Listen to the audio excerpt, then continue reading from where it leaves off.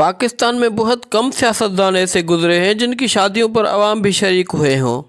ख़ास तौर पर किसी खातून सियासतदान की शादी पर तो ये सोचा भी नहीं जा सकता कि वो दुल्हन बनकर किसी जलसे से खिताब करने लग पड़ेगी। लेकिन ये अनहोनी 1987 में बेनज़ीर भुट्टो की शादी पर रोनुमा हुई, जब उन्होंने शादी के दिन दूर दराज से आई हुई अपनी आवाम के सामने स्टेज पर जिए भुट्टो के नारे भी लगाए और अपना निकाह भी आवाम की मौजूदगी में पढ़वाने पर जोर दिया था।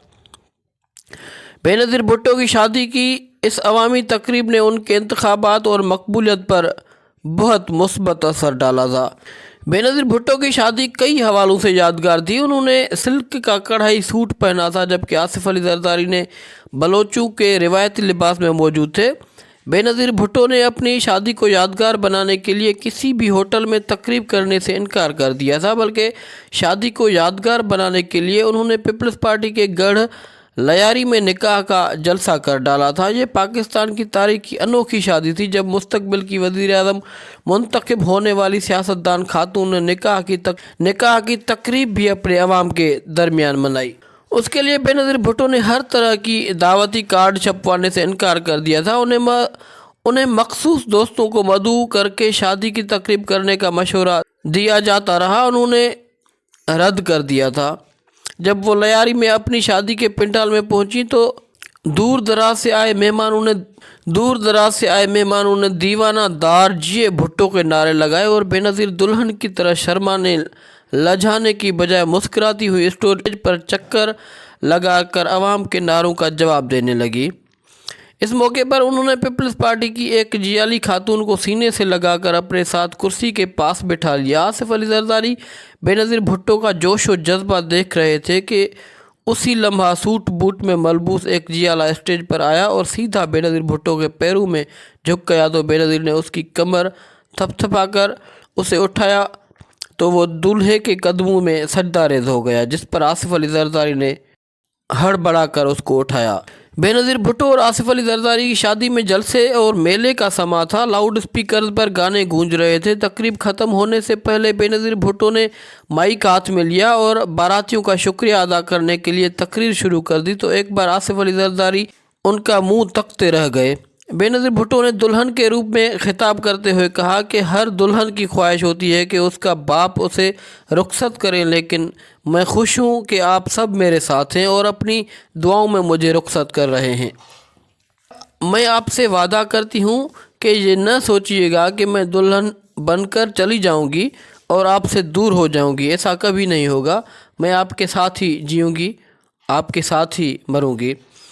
बेनज़ीर भुट्टो की शादी तारीख साज बन गई और इसका नतीजा ये निकला कि 1988 के इंतखाबात में उन्हें अवाम की बेपनाह ताईद व हिमायत हासिल हुई, जिसके नतीजे में उन्हें वज़ीर आज़म मुंतखब करना नागुज़ीर हो गया था। उनकी शादी पर उन्हें दुल्हन बनाने के लिए मारूफ मेकअप आर्टिस्ट तारिक अमीन की खिदमत ले ली गई थी, जिसकी तस्दीक तारिक अमीन ने इंस्टा स्टोरी के ज़रिए की थी। मेकअप आर्टिस्ट की जानिब से एक स्टोरी शेयर की गई है जिसमें वो बता रहे हैं कि उन्हें बेनज़ीर भुट्टो की शादी के रोज़ दुल्हन बनाने का एजाज़ हासिल है। तारिक अमीन का कहना था कि बेनज़ीर एक ऐसी शख्सियत थी जिन्होंने उनके कैरियर को नई पहचान और नई उड़ान दी। इंस्टाग्राम पर तारिक अमीन ने बेनज़ीर की शादी की तस्वीर भी शेयर की है। उससे पहले भी तारिक अमीन की जानिब से बेनज़ीर भुट्टो की शादी की तस्वीर शेयर की गई थी, जिसके ज़रिए वो अपनी उस खूबसूरत यादों को याद करते हैं। याद रहे कि बेनज़ीर भुट्टो और आसिफ अली जरदारी की शादी 18 दिसंबर 1987 को कराची में हुई थी। नाज़रीन, मोहतरमा बेनज़ीर भुट्टो एक इंटरव्यू में एक सवाल के जवाब में बताते हुए नज़र आई हैं कि वो किस तरह आसिफ अली जरदारी की मोहब्बत में गिरफ़्तार हुई। उन्होंने बताया कि जब मैंने ये फ़ैसला किया कि अब मेरा अपना एक घर होना चाहिए तो उन्हीं दिनों एक इंतहाई खूब रवा अजनबी आसिफ अली जरदारी अपनी शानदार मुस्कुराहट के साथ मेरी ज़िंदगी में आया और मुझे अपनी मोहब्बत में गिरफ़्तार कर लिया। उन्होंने मज़ीद बताया कि मैंने सिर्फ 7 दिनों में ही उनसे शादी करने का फ़ैसला कर लिया। बेनज़ीर भुट्टो ने बताया कि उन्होंने आसिफ अली जरदारी ने अपनी मोहब्बत का इजहार करने के लिए शुरू में मुझे दर्जनों फूल और चॉकलेटें दी। उन्होंने अपनी शादी के प्रपोज़ल के बारे में बात करते हुए बताया कि उन्होंने मुझे मोहब्बत انہوں نے مجھے بہت رومانوی انداز میں ایک انگوٹھی دی جس کے اوپر 2 دل بنے ہوئے تھے، ایک سفیر اور دوسرا ہیرے سے بنا ہوا تھا۔ انہوں نے بتایا کہ اس انگوٹھی کے اوپر یہ بھی لکھا ہوا تھا کہ ہمیں صرف موت ایک دوسرے سے جدا کر سکتی ہے۔